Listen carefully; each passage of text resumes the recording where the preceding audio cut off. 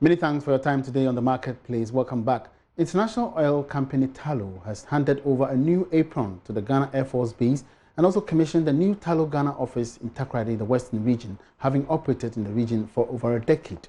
The milestone, according to Chief Executive Officer of the company, Kweku Awotwe, will support and enhance oil and gas business in the country. There's more in this report. In 2007, Tullow and its Jubilee partners used the Air Force Base and shared the commercial airport terminal and apron with other oil and gas operators as well as commercial fixed-wing operators. Based on stakeholders' engagements and projected passenger expansion, Tullow and the partners committed to constructing a new apron for the Air Force Base. As a result of numerous companies now supporting the oil and gas activities, the Takoradi Airport has become the center of ongoing petrochemical developments since the discovery of oil in 2007. At the handing over ceremony, CEO of Tullow Ghana, Kweku Awotwe, was upbeat the latest developments will enhance activities in the region. Over time, we realized that there was going to be a lot of congestion, and in fact, it would also be a good idea for us to even resurface and refurbish some of these areas because from a safety point of view, they needed to be upgraded. So over the last really 2 years, we've had a two-phase approach where the first thing we did was refurbish what we call the apron, which is what you see out in front. The helicopters land there, the fixed wing comes in and lands there to make it safety up to the highest safety standards so that when they come and they go offshore, there are no problems there. But what it also does, it means that now that we've handed over to the Ghana Air Force, it is theirs. Minister for Aviation Joseph Kofi Anda noted the aviation sector will continue to pursue relevant infrastructure projects to enhance growth in the air transport. Tullow has shown the way on that. They've done it for us by putting together this apron, but there are many other things that we need to do. I've heard what the Air Force representative said here, the partnership to help with monitoring the seas and ensuring that they can do some rescue and recovery. But there's something closer home, which they've been doing for a long time, servicing their own aircraft and leading the way in training technicians to service commercial aircraft. The ministry in this policy orientation is looking to develop the entire spectrum of aviation functions, from airline operations to ground handling to provision of technical services, as well as training of the capacity. Deputy Western Regional Minister Gifty Eugenia Kusi says the construction of the apron attests to the quantum of travel in the region. Today, we have a second commercial airline service, and this attests to the quantum of travel into the Western region. Individuals now visit the region daily for their engagements, while businesses take advantage of more opportunities. The Takoradi Airport tarmac, also known as apron, required a 9 months construction on an area of 22,692 square meter wide, ranging excavation and rehabilitation of almost 5,000 meters square of adjoining link roads. In Athalia Kwanza, Joy Business, Western Region. Now, a new helicopter club named Heli Flying Club has opened in Accra. It is based in Nsawam and will offer flying services to the public for fun or for learning purposes. Speaking at the presentation of the operating certificate, Director General of the Ghana Civil Aviation Authority, Engineer Simon Alote, was optimistic the club will whip up excitement for more people to take up professions in aviation. Ghana has seen only 2 flying clubs in the past. The first was set up in the mid-60s by the first president of the Republic at Afienya, and then a second, the Sankofa Flying Club, also in Afienya in the 90s. However, both clubs could not stand the test of time. The new flying club, Heli Flying Club, based in Nsawam, will offer flying services to the public for fun or for learning purposes on board a helicopter.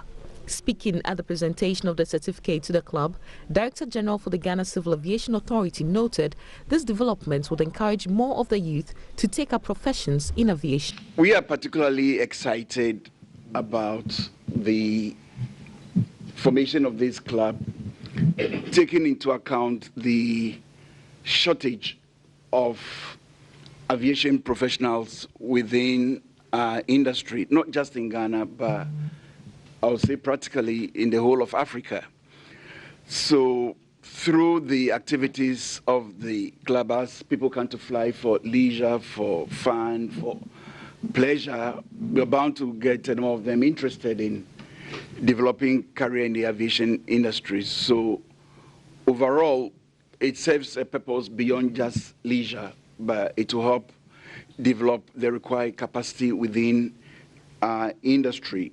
Co-founder of Heli Flying Club, Theo Aite Ajin, indicated the company has plans to make the club a helicopter flying school in the near future. Main purpose is to provide a means for our members to fly at a reasonable cost in a non-commercial environment to foster a social space around the shared interest in aviation. Our aim is to provide the opportunity for young people who want to pursue a career in aviation to learn and practice whilst on board our Sanka AK helicopter. Our instructors will provide lectures before every flight. In the long term, we aspire to set up a helicopter flying school with designated certified engineers and examiners. This will help our fellow Ghanaians to train as pilots at a very competitive cost. Minister for Aviation Kofi Adda urged more private investors to set up and also join the flying club. This really demonstrates the appreciation of the private sector and the vision of the government to promote aviation as a driver of development. As I just stated earlier on, there's a lot more to gain from aviation than just flying from one point to another point. And what you've done is to take us beyond that experience, beyond buying a ticket and flying from one point to another, to show that you can actually take this as a hobby, to take this for leisure, as the Director General said. And by so doing, we'll be able to recognize all the benefits that will come out of aviation. And so I think this will really broaden the horizon of aviation to the rest of Ghanaians. So we now have better appreciation of aviation. For Joy Business, Sheila Tamaklo reporting. Now, away from aviation, some aggrieved customers of former Gold Coast Securities are accusing the Securities and Exchange Commission for shirking its responsibility over the operations of the former capital market institution. According to the customers, the regulator approved a change of name for the company to become Teak Tree Brokerage without ensuring that their customers' funds are paid, a situation they describe as illegal. Here are some of the customers venting their spleen at the press conference a while ago. We have petitioned SEC. We've been there twice, and their reception was really, really poor. As if we don't matter, as if we are not Ghanaians, okay? So we went to Gold Coast office to skeleton, two staff, employees over there. And we saw a long queue from inside the office to the outside, people filling forms. How many times have you filled forms? They said, some said I've filled 3, some said 4, but no response from those forms that they are filling, okay? SEC, that is the regulatory body, we wrote to them, and they now told us that they are now investigating. Look at that. Well, meanwhile, people have petitioned them a year ago. How proactive are you as a regulator? You need to be proactive and then make sure that the right thing is done by the regulated institutions. But you failed. What that simply means that there's no effective follow-up in Ghana. And this is very bad because measures should be put in place. Somebody who is dealing with customers illegally goes to change his name. They were saying that is illegal, but to me, it is illegal because I know I am dealing with Gold Coast Fund Management. Now it is Black Shell. Who do I go and take my money from? But it's the same managers. If it is the same manager, if you are running an organization, I'm coming. If you are running an organization and you want to make changes, don't you notify your customers? No, tell me. Don't you notify your customers? Your customers, don't you have the right to know? That is what makes it fishy. That's why we should draw the attention of the public. You change it because you have bad intention. That is it. No logical reason. Reason it out. I'm your customer. You are changing something. Am I not due to be informed? You change that. And that is illegal. And for that reason alone, he should be held accountable. He is killing our parents.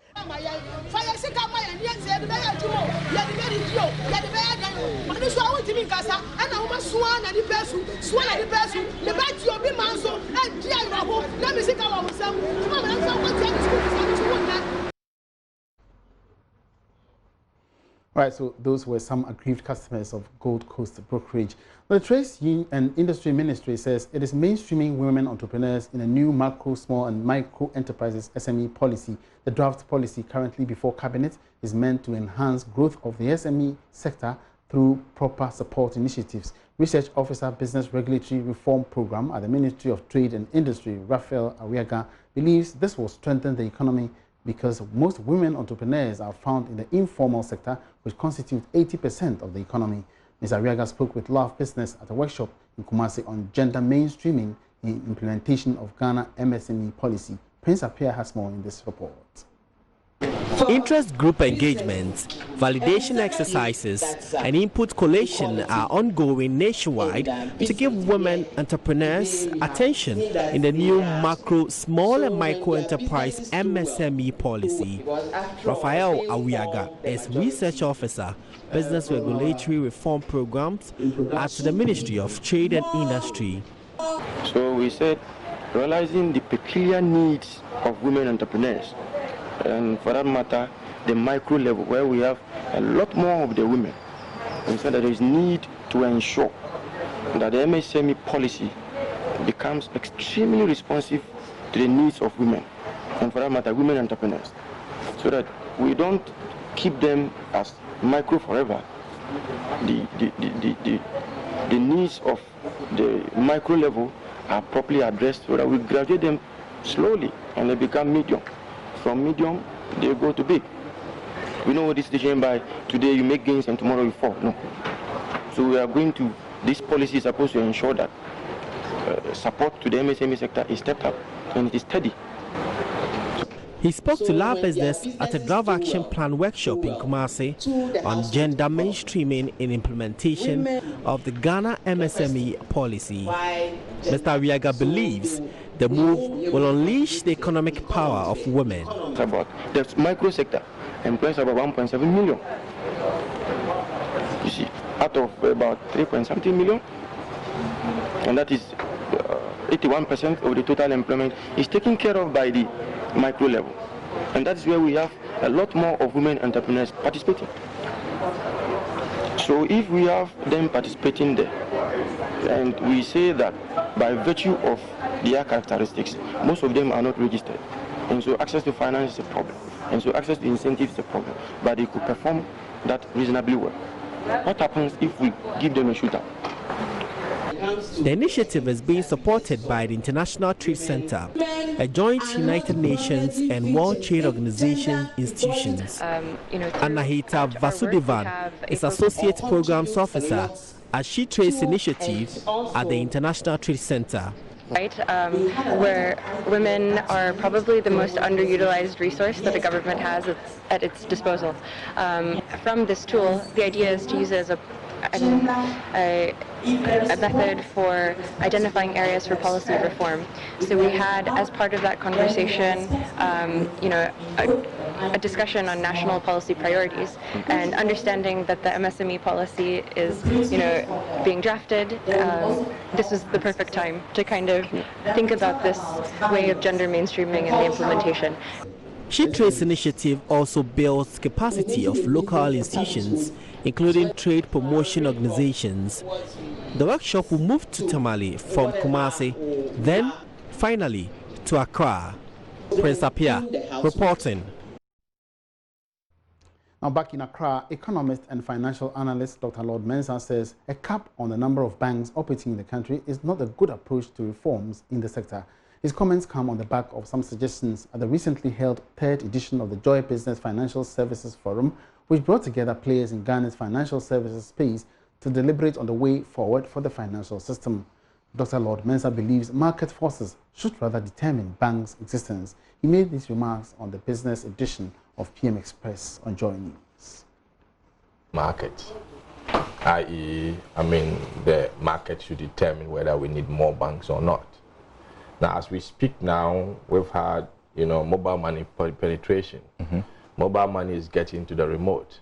Now, remember, the number of hours these mobile money operators can keep the funds that are coming to them is quite limited. They need to get into the financial system. Yeah. So we cannot afford to say we are coming to cap banks. We are still penetrating as far as banking is concerned, as far as how finance will get to the remote is concerned. So if you cap it and it turns up that all these 23 are operating within the triangular economic, structures of this country, Accra, Takoradi, and then what do we call it? Kumasi. Then it means you are limiting those who are outside this triangle. So effectively, we cannot cap it, but rather we should make sure that at the entry point, the requirement that is needed for you to enter is placed on the table before you can enter. So for me, it's not about capping it. We should allow the market to determine it, but then in the end, it's a matter of respecting the rules on the grounds as far as establishing banking is concerned. Establishing bank is concerned.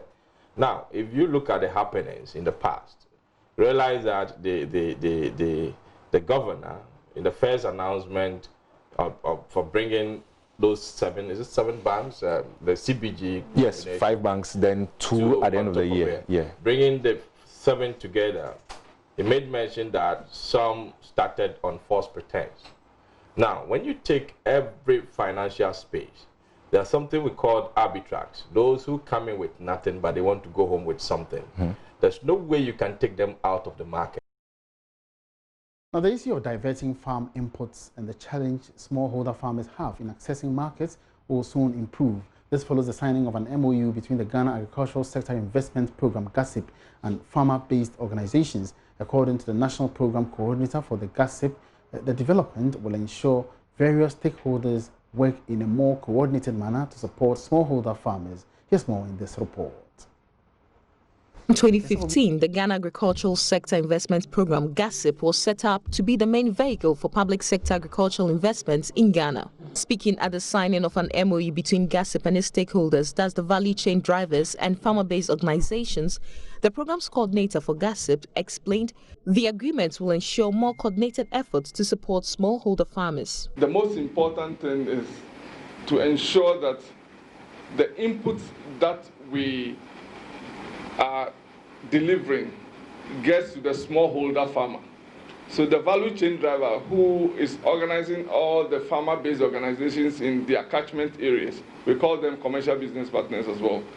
They take the inputs, and that is why we need to sign a contract with them. But to ensure that the inputs get to the smallholder farmer, we ensure that the smallholder farmer, represented by their farmer-based organizations, also sign to the contract so that the inputs go directly to benefit the smallholder farmer. And it does not end there.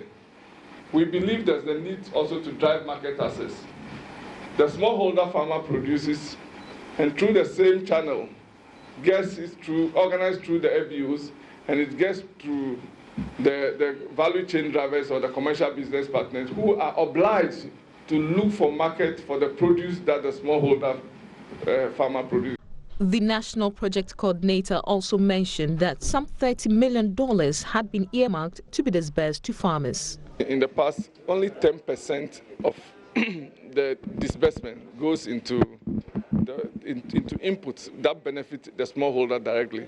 Today, more than 50% of the disbursement is going into seed and fertilizer to the smallholder farmer. So GASIP intends to disburse about $30 million. More than $50 million is going into seed and inputs to benefit the smallholder farmer. Another $6 million is going to go into machinery, that is tractors and power tillers and things like that. So that's what I mean. For Joy Business, Sheila Tamaklo reporting.